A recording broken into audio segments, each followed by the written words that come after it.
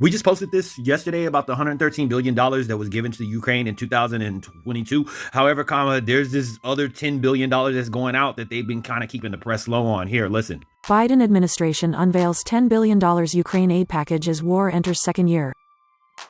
By Brian Bouchard. Topline.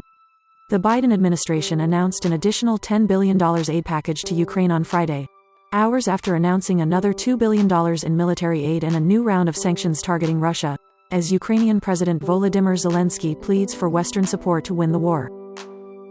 Key facts.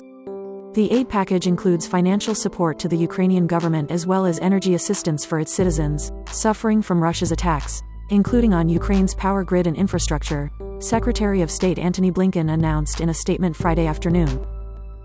That includes $250 million to address immediate needs, including critical power grid equipment.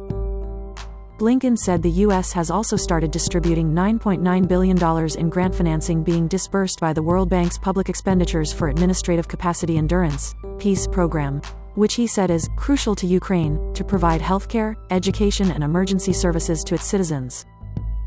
The news comes as Zelensky announced in a defiant rebuke of Russian aggression that Ukrainian forces will win the war this year so long as its Western allies remain united, like a fist, and continue to provide military equipment and artillery to assist its forces. In a tweet on Friday, Blinken said the support provides critical budget and energy assistance for Ukraine, saying, "We stand with you." Newspeg. The U.S. will also send an additional $2 billion in military aid to Ukraine, the Department of Defense announced Friday morning, including advanced equipment such as drones, high-mobility artillery rocket systems, HIMARS, and counter-drone equipment. Key background.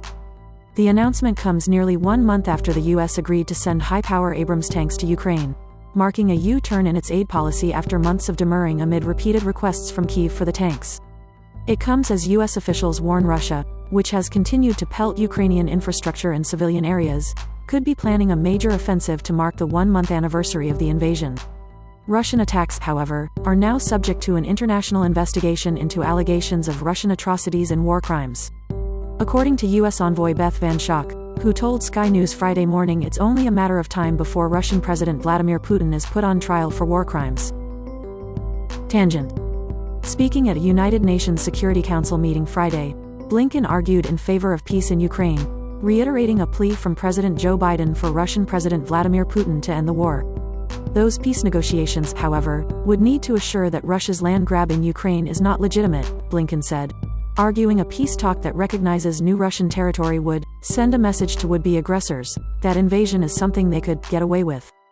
REX